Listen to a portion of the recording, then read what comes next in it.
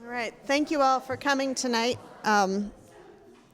to our second Diggers series for this year. The Diggers series was started this spring at the Writers' Center as a way to sort of uncover some of Gloucester's histories that we don't like to talk about so much, the things that we need to sort of deal with out in the open that we sometimes sweep under the rug. We've heard about things like the erasure of the indigenous histories of Cape Ann, the hiring and firing of an African-American teacher in 1950s Gloucester. We've heard about witchcraft or the witch trials and their role in Gloucester. So we're really working hard on uncovering some of the things that we've had to deal with here in Gloucester. And I couldn't be sadder that this is part of what our history is.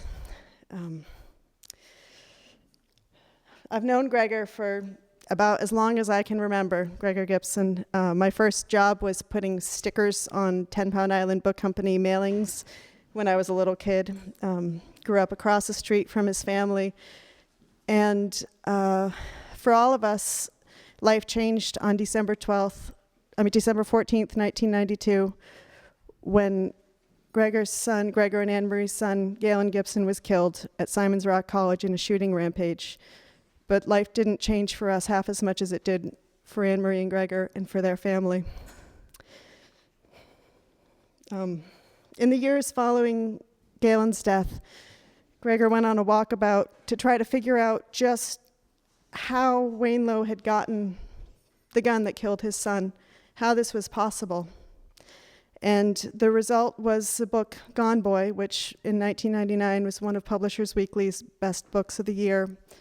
And it is a brilliant book, and if you haven't read it, you really should. It's a very important book. But since then, Gregor's been called upon over and over again as these school shootings keep happening to come and talk about what he's learned and to talk about the effects. And it's a fame that I think any of us would trade in.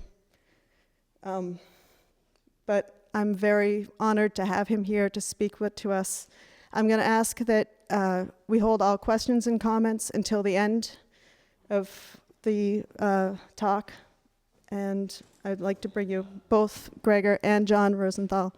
So I'd like to bring up Greg Gibson.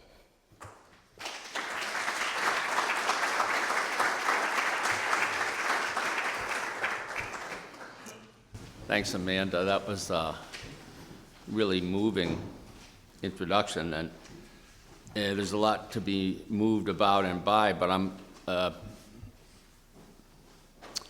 to go in a slightly different direction tonight, I guess. This would go under the rubric of trying something new. Because after 22 years of trying to activate my career as an activist, it's dawned on me that perhaps I wasn't cut out for activism. I'm not an actor, I'm not a director, and I don't produce much either. I'm a writer, and what writers do is they sit around and think about stuff, and then they run their mouths, either verbally or on the typewriter. So that's what I'm here to do tonight, is to run my mouth about this process of thinking about gun violence and where it's headed, what the future brings, and how we got ourselves into this awful situation where 2 years after Newtown, the nation freaking out and politicians promising everything, we've got exactly nothing in terms of national legislation, even though the majority of voters appear to be in favor of things like background checks and limiting magazine size. Proposition 594, Measure 594, let's talk about that. Yeah, people seem to be putting their stuff out there. What was I going to say? That's why I brought my notes. Yeah.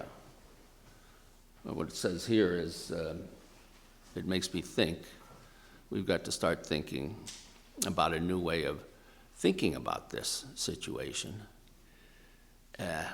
even if people say he's crazy. Because maybe they might be saying also, yeah, but he's got a point. I'm talking about new ideas. You know, you peel up the little corner of the thing and then all of a sudden, the whole thing comes off. On the other hand, this kind of thinking could set the movement back 10 years. So it's risky. But I get distracted. It happens to me a lot at this age. By pink. By the color pink. Because, as you all know, last month was National Breast Cancer Awareness Month, and everybody got to wear pink. Steroidal athletes in pink shoes, gangsta rappers in pink hats, political gangsters in pink ties. You could even get pink windshield wipers. And I'm thinking, man, this is great. For once, the whole country is on the same page. And we're getting together and we're raising hundreds of millions of dollars to wipe out this national scourge that takes 40,000 lives a year.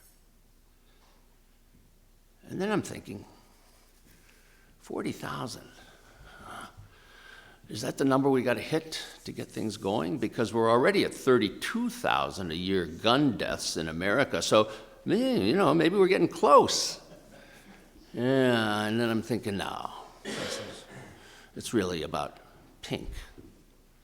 Because pink is warm and non-threatening, and even men like to wear pink because it brings out their, whatever it is. And blood red is just not a high fashion color.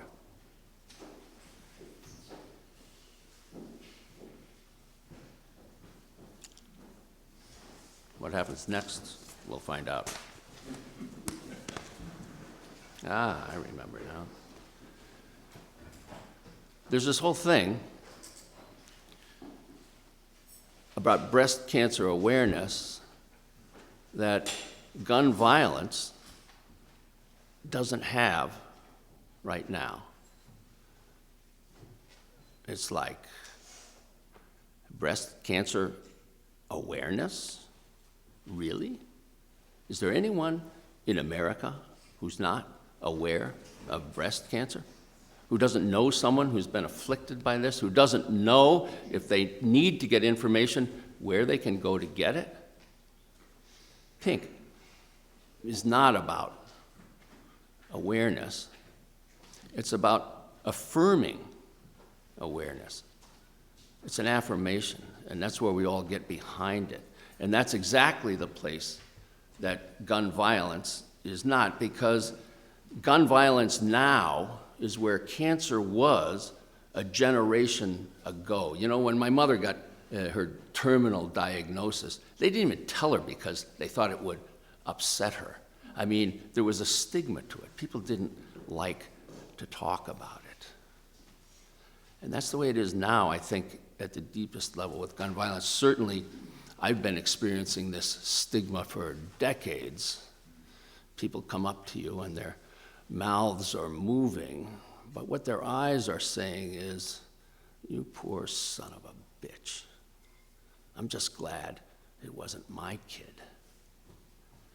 And it's a reprehensible thought, honest as it is, and, you know, we're ashamed to have it, but we have it. And it's kind of symptomatic of this whole, there's something so unsettling about the randomness and unexpectedness of gun violence that we go to great lengths after we've cast our e-ballots and shared our politically important videos not to think about this stuff at all. And this is compounded by GPBS, which you probably know is the acronym for Grieving Parent Burnout Syndrome. Honestly, if I got to look at another dad on that TV who wants so desperately for the death of his kid or loved one to mean something in this world that he subjects himself to media jackals, and he's up there just hoping that someone will stop this gun violence. And we're sitting on our couches and we're saying, you poor son of a bitch. Enough of that. And then I remember this lovely, lovely woman, Hannah Arendt, a political philosopher, who wrote this terrific piece called A Report on the Banality of Evil, in which she discovered that the reason these Nazi war criminals were able to go out and torture and murder people and then come home and pat their dogs and play with their kids like normal human beings was because they compartmentalized their experience. And this is something that we all do. Every one of us down there has got some lock boxes, maybe 2 or 3, where we put this awful shit. And we do it not because we're Nazi war criminals, but because we're healthy human beings. Because this compartmentalization is a coping mechanism that helps us avoid a very troubling mental state known as cognitive dissonance, in which you hold 2 very powerful and mutually explosive exclusive ideas in your head at the same time, and then, your brain does explode, which, as the movie Scanners demonstrates, can be a very messy operation. Getting thirsty here.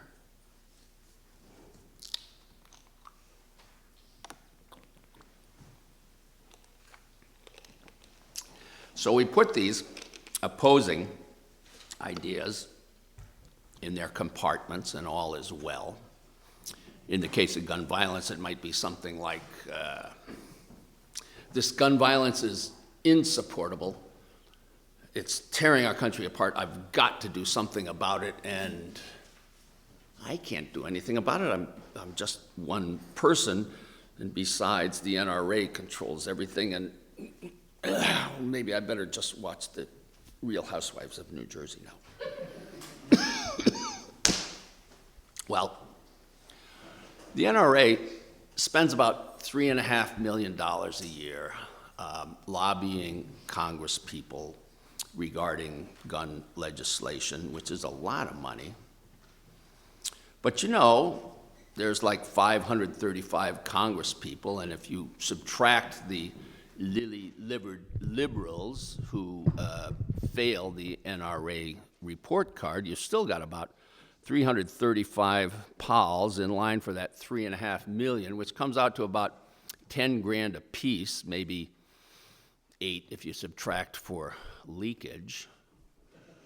And I find it hard to believe that $8,000, these Congress people, depending on who they are and where they are, have to raise somewhere between $2,300 and $14,000 a day to keep their campaigns running.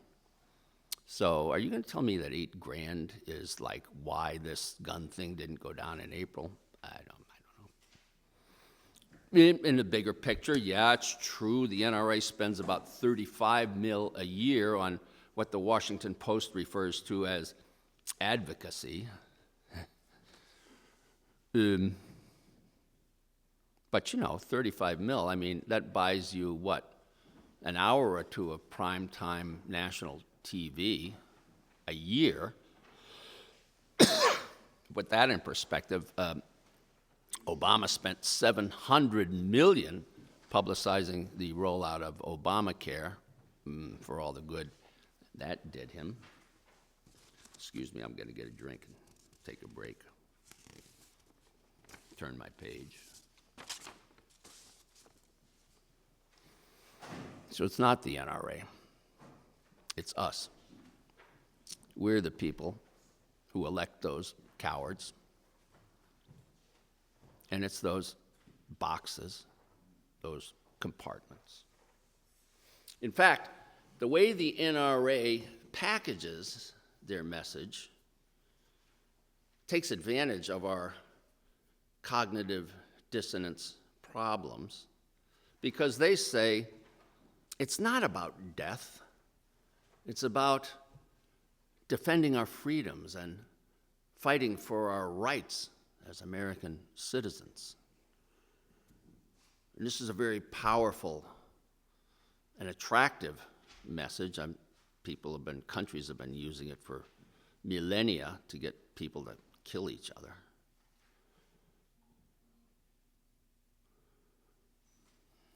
But we buy into it.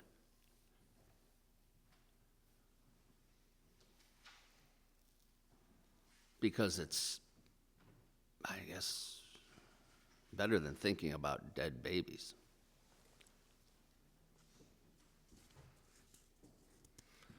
So, here's the point of all this. Sometimes, in our complicated society, this helpful coping mechanism works to our disadvantage societally. Sometimes these hardwired things aren't the best strategy for what we need now. You can add to that the fact that this current society is so polarized that it's impossible for us to entertain a rational argument, really, that doesn't correspond with what we already believe. And I mean, there's so many things that reason could destroy if reason ruled. I mean, where do you start? Cars need insurance, but guns don't. You know, you can sue McDonald's for a cup of hot coffee, but not Savage Arms. You know, I could sit here all night with this, but I'd either be preaching to the choir or to a room of deaf people, because we just can't do it. So, grieving parents aren't getting through because we're burned out on that, and rational argument doesn't seem to be carrying the day. So, Jesus, the way 594 went around the politicians to the people, maybe we need some kind of way to circumvent the intellect and get to the emotion, maybe something more theatrical or more edgy, or maybe something funnier, like, when you think about it, humor actually is another solution to this cognitive dissonance problem, because humor depends on the difference between this and that. So instead of our brains exploding, we just start giggling insanely, and that could be a better outcome. What is that? Somebody wrote a book, Laughter is the best medicine. And certainly there's something innately humorous about imagining a society in which everybody carries guns to prevent gun violence. Or you can look at it this way. Supposing Michael Bloomberg was Jerry Rubin, I think every town for gun safety would look a lot different than it does today. Not saying it would function any better, but just it would be different.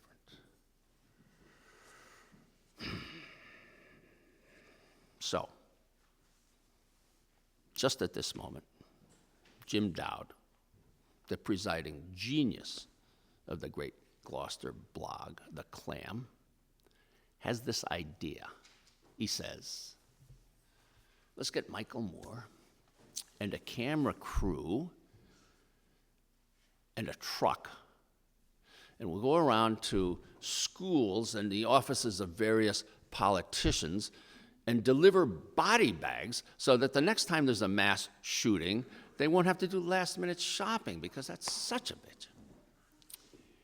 And the camera crews will take the movies, and the videos will get on YouTube, and they'll go viral, and we'll get arrested, and we'll get on the 6 o'clock news, and everyone will say, what is the meaning of this outrage? And we'll fucking tell them.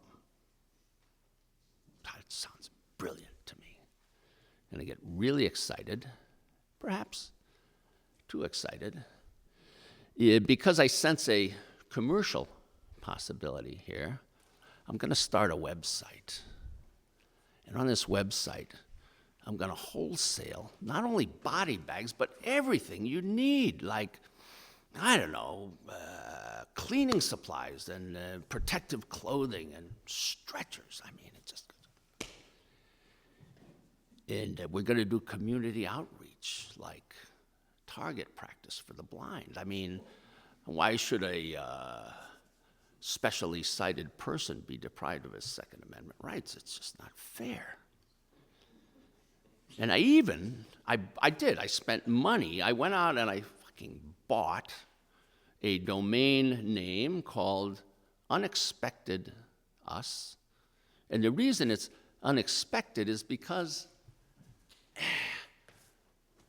how could I put this? You got a gun in the house, and teenager commits suicide, 4-year-old shoots sibling, estranged husband, goes on shooting sprees, slays family, self. What do you expect? You got a gun in the house, this shit's more likely to happen than not. On the other hand, when you send your child or your loved one to the mall or to school, and all you get back is a call from the state police, that's unexpected, baby. That's what I'm talking about. And I forget what I was talking about. I get carried off on these things here. Oh, yeah, I know. Wait. I don't even have to turn the page. I remember what I was going to say, because I even started I just got the beginning of a mission statement. And it went like this. Let me see if I can get it back together. It is a proven fact that gun violence, in the sympathy and compassion it elicits, brings people together. Unfortunately, these incidents are sometimes accompanied by side effects. And it was at this point that my lovely wife, Anne Marie, said, Gregor, if this website goes live, I'm calling my lawyer. And, the body bag thing never really came together either. I guess Michael Moore was busy, or maybe nobody wanted to get arrested. I don't know what's wrong with people anymore. Back in the day, we all got arrested. It was... All right.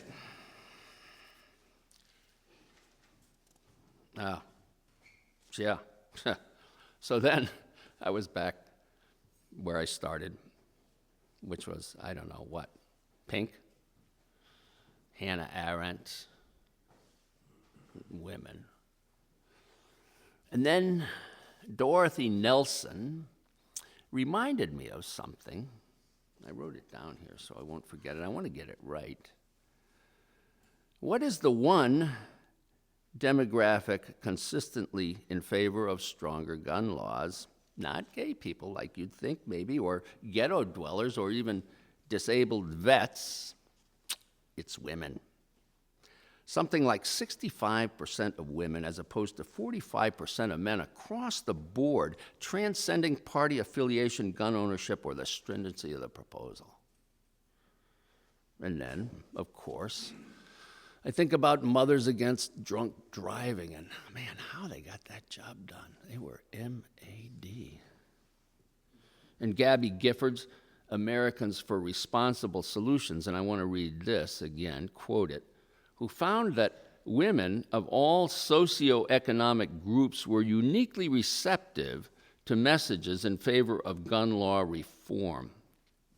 Or this other group, my favorite, Moms Demand Action.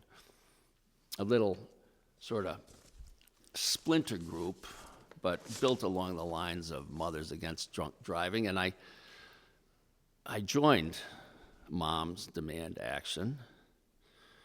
And now I'm waiting around to find out what happens when they find out that I'm not a mom. I mean, I don't know. Could be a big tent. Because, honestly, I'm beginning to think this might be just another in a long series of critically important things. I mean, going back to the beginning of history, that men have screwed up. Somehow, we've gotten it to the point where I can imagine Iron Mike Bloomberg versus Wayne the Weasel LaPierre. 10 rounds, no hold barred, winner takes all. My dead cold hands. A complete fucking mess. And then I remember Lysistrata. You all remember Lysistrata? Yeah, some nods there? Okay. You'll be tested on this tomorrow.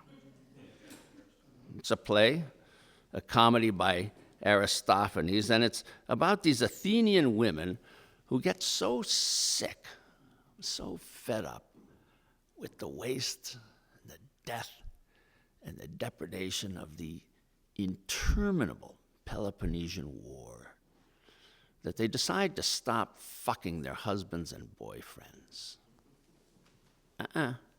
No more until you guys stop this stupid fighting. Well, speeches and funny scenes ensue, but you can guess where this winds up. And that play, circa 400 BC, might actually be the origin of a phrase that I thought was from the 60s, make love, not war. So I'm throwing this example out there, ladies, as a sort of modest proposal, but also very seriously as a vision of where this gun violence movement might be headed, because what could be more antithetical to gun violence than family, than nurturing, than love? And not to be sexist about it, or perhaps to be explicitly sexist about it. I see this as a more feminine territory, and I see us trending in that direction, and I see us needing to trend there pretty damn soon, because if Unexpected Us ever goes live, it'll be a dark day for everyone. So now, from visionary bullshit to reality, I met John Rosenthal maybe 20 years ago, early in the gun wars, and he just knocked me out. He was the activist that I always, wished I could be and never could be. And since that time, he's just grown in stature and accomplishment. I mean, I just have boundless respect and admiration for what he's done and what he's accomplished. And I'm sure that you'll be interested to hear what he has to say tonight. So, John Rosenthal.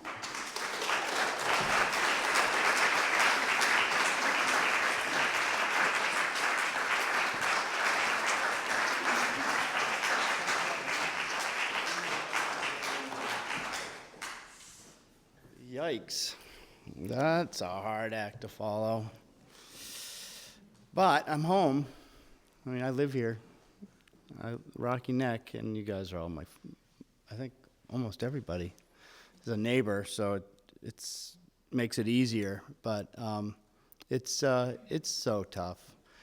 And needless to say, I frankly wish I was still sitting there and I could keep listening to you.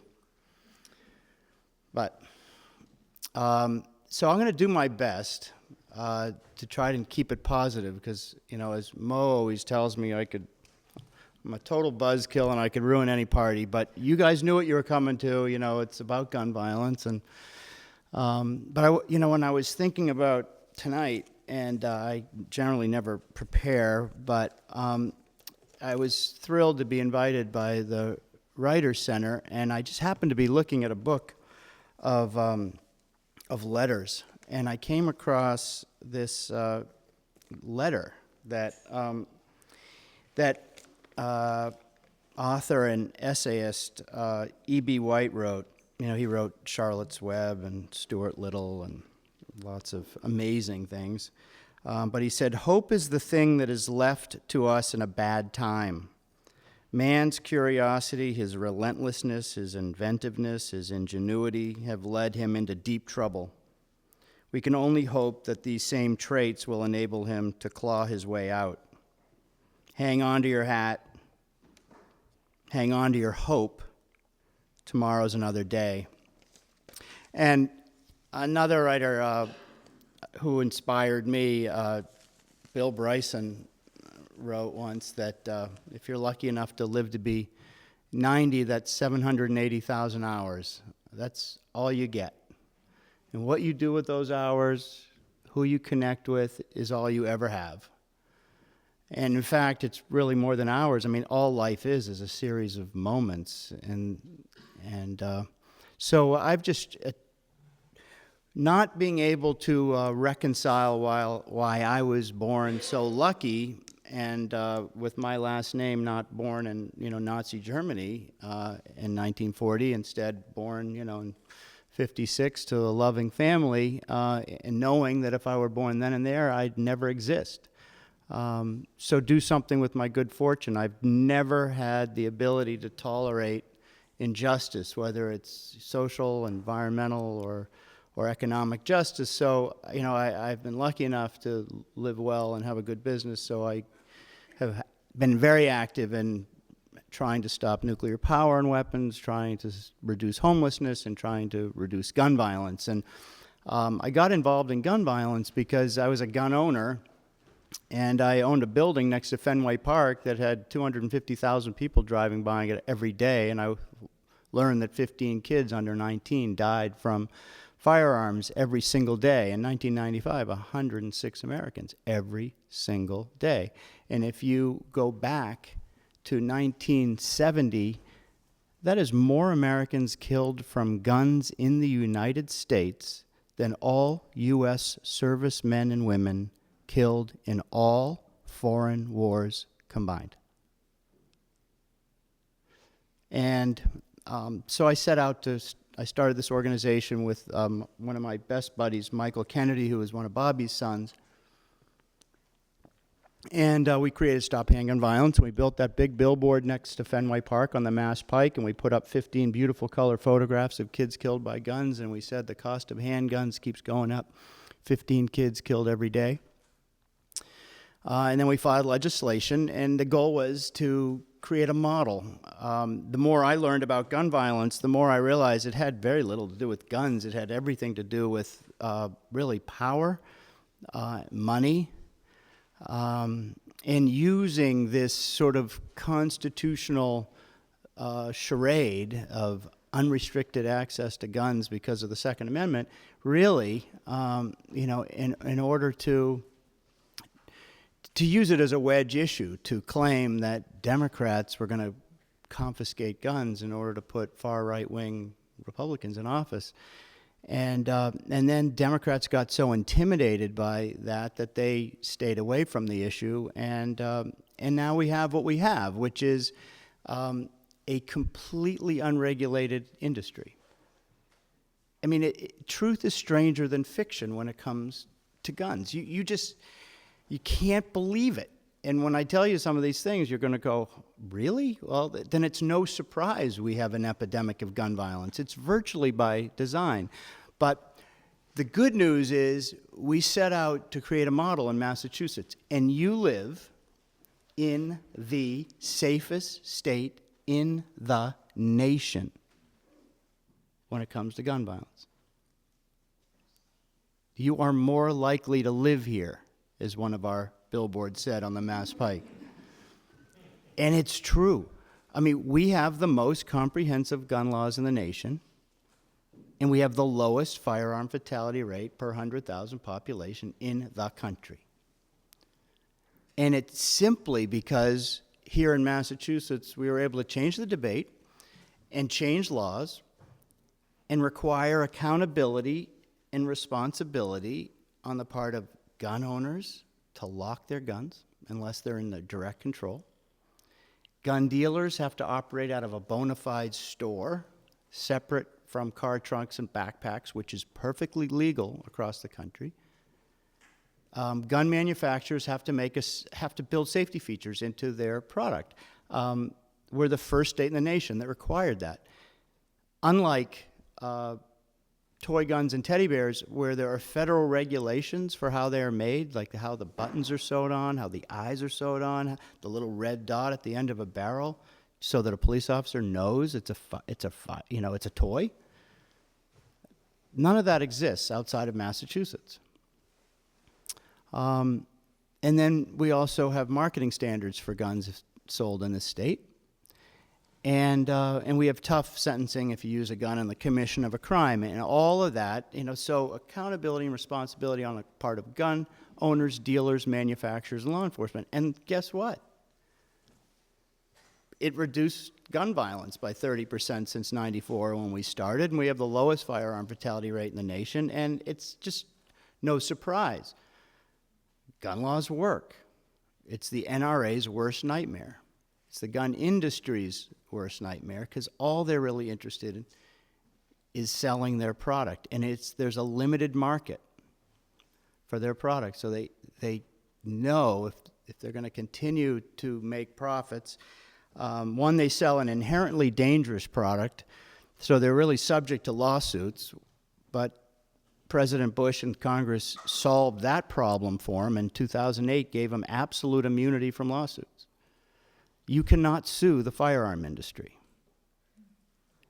I get sued if I don't shovel the walks in front of our buildings, but Smith & Wesson or Sturm Ruger or Bushmaster, the weapon used at Sandy Hook, and the DC Sniper used the same weapon, they can't sue them for anything. In fact, the industry can market their product legally and directly to criminals. Unlike any other business, you can't overtly market your product so you can go break the law. But there's a gun out there, it's a .22 caliber Belgian-made handgun that is marketed as capable of penetrating 48 layers of soft body armor. Who wears soft body armor? That weapon happened to be used at Fort Hood. 36 people shot. In a location where the shooter knew that there'd be body armor on.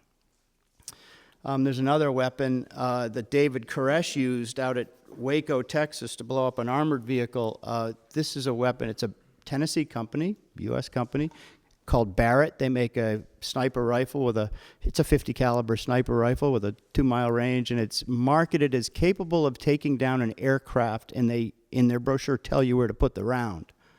Osama bin Laden bought 12 of those weapons when he was on our side fighting the Soviets in Afghanistan.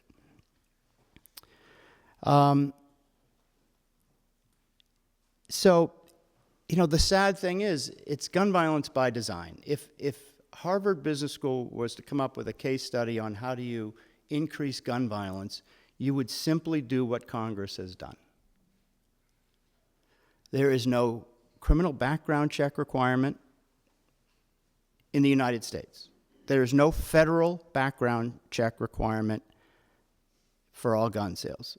There's only a background check required if you go to a gun store. But in 33 states, you can buy guns from private individuals without an ID or a background check. At 5,000 gun shows, you can buy a Bushmaster assault weapon, or if you had $4,000, you could buy one of those Barretts without an ID or a background check. That is perfectly legal. In most states, you can sell guns right out of your backpack. If you're selling privately, you can sell them out of your backpack or car trunk. And there's no consumer protection standards for firearms other than outside of this state. So it's really gun violence by design. And why? It's really in order to sell guns and sell fear. So what we've proven in Massachusetts is that you can reduce injuries and deaths from guns very easily without banning guns. And I talked about how we do it. You know, there's no magic here. It's just common sense. But there is no common sense when it comes to gun policy in America. And as we saw after the Sandy Hook massacre, which all you know, elementary school, 26 and 7-year-olds, and 6 caregivers, we thought maybe that could be a tipping point. And you couldn't even get 60 members of the Senate to approve a background check at gun shows and on the internet, not for private sales. That would still be perfectly legal for criminals and the mentally ill and even Al-Qaeda, who comes to this country to buy guns because they can't get them as easily elsewhere. They could still buy everything without an ID or background check, but not at gun shows and not on the internet. But that didn't pass. So, today and every day, you could drive to New Hampshire, not far from here, and buy 1,000 guns a day without an ID or a background check from private dealers. That is perfectly legal, and it's done all the time. So, we have an epidemic of gun violence because guns are virtually unrestricted, and there's no holding businesses that sell them accountable. So, the good news is we've shown the way here in Massachusetts. The bad news is nothing's really going to change nationally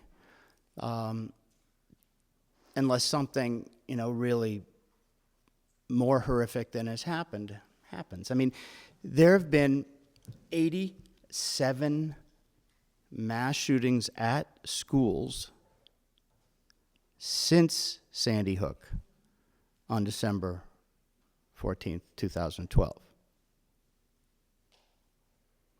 And if you see our billboard today, it racks up the number of people killed since Sandy Hook. It's 60,000 more Americans in less than 2 years.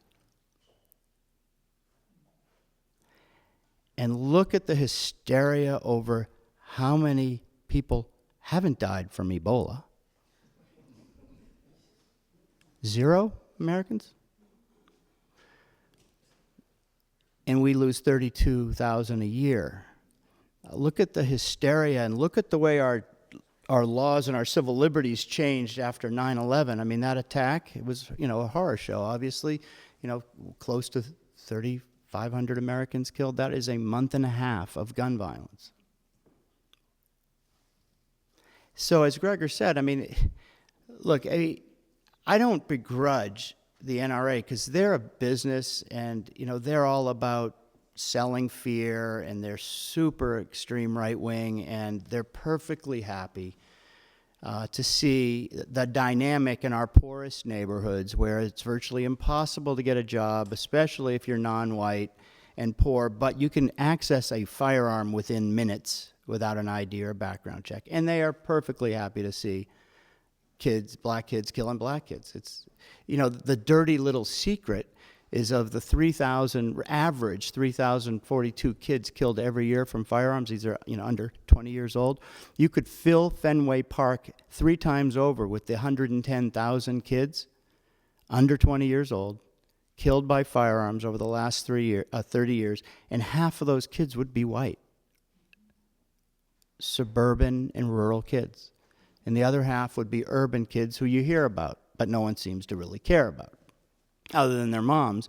And, we don't have the gene to bury our children and ever be the same, and it's sort of like psychic numbing. It's too big, it's too harsh, it's too horrific to think about, so we don't do anything about it. We think it's somebody else's problem. And it is until it isn't. And look, whether it was, it's been 20 years. And for me, it'll be 20 years next year of talking about this stuff. It's hard to talk about. It's not nearly as hard, as it is for all the parents of dead kids that I've met over the years. But it's been 700,000 dead Americans ago since I built that billboard.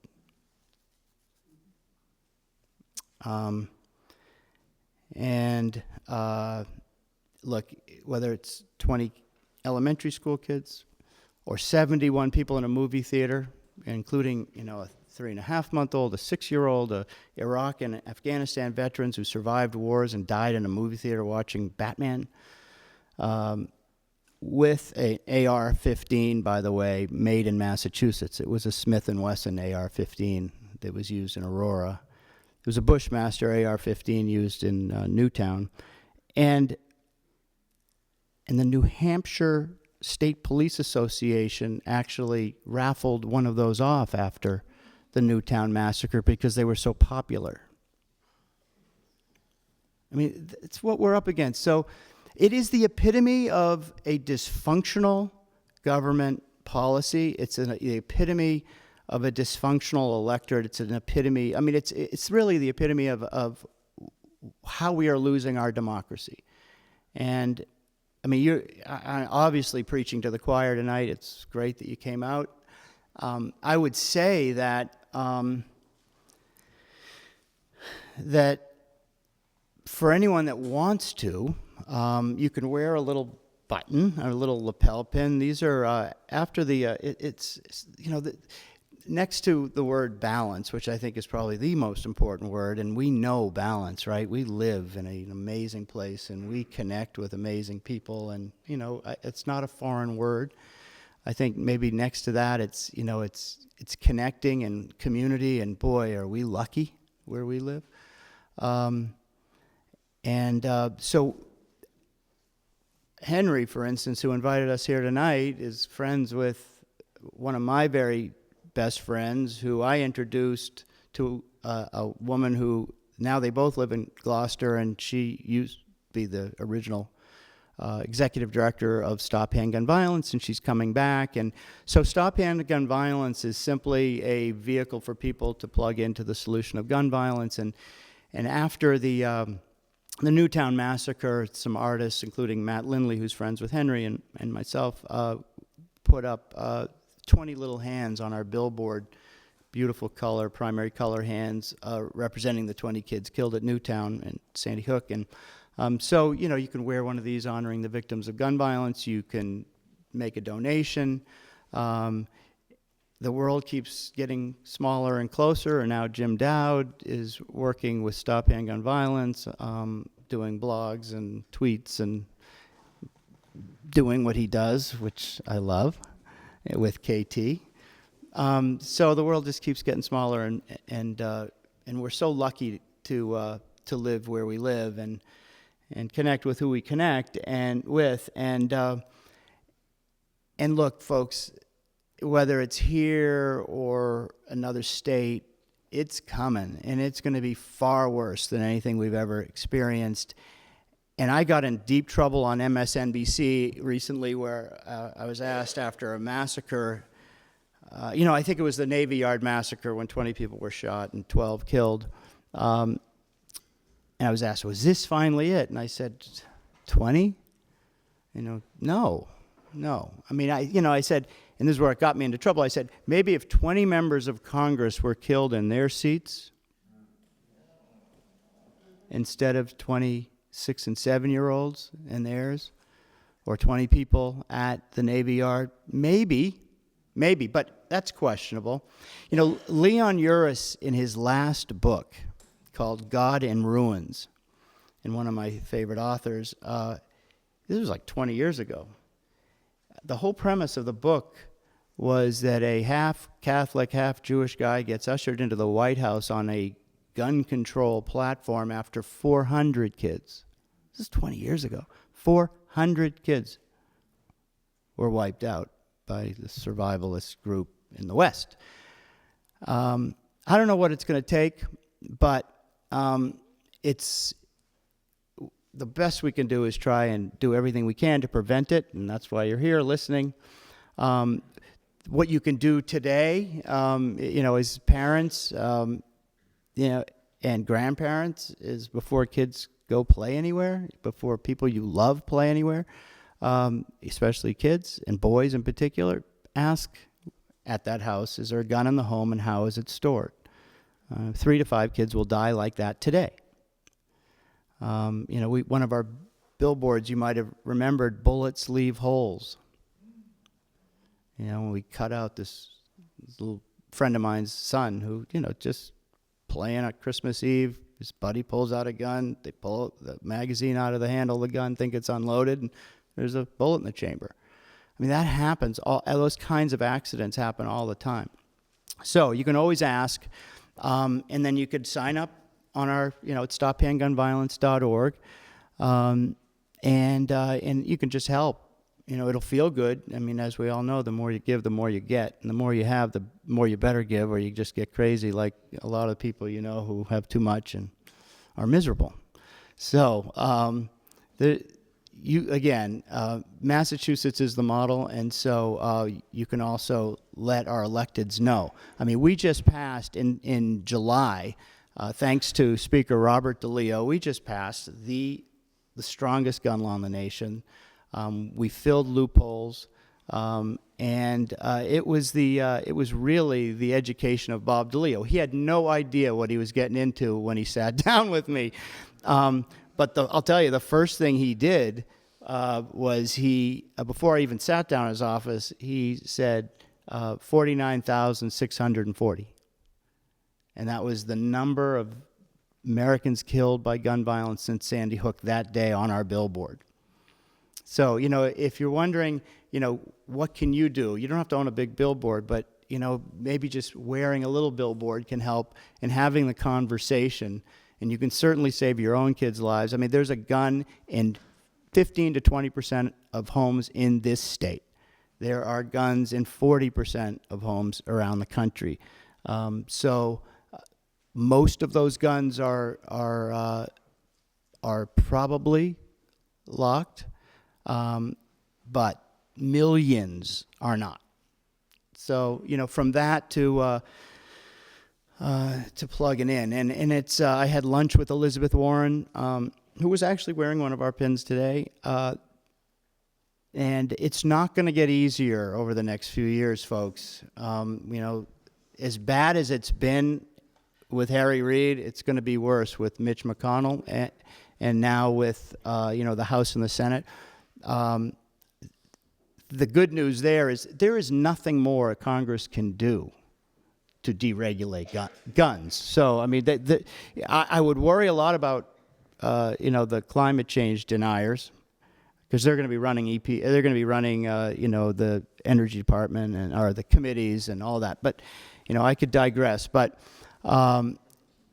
now is a more important time. I mean, it's always more important, right? Every generation thinks it could be its last, and I'm not saying that. But I will say that we are dramatically losing our democracy to special interests, and we need to be more active and look no further than the insane federal gun policy to see how broken it can be, and just stay active and stay balanced and enjoy the minutes and the hours. And thanks for listening, and I'm happy to take any questions.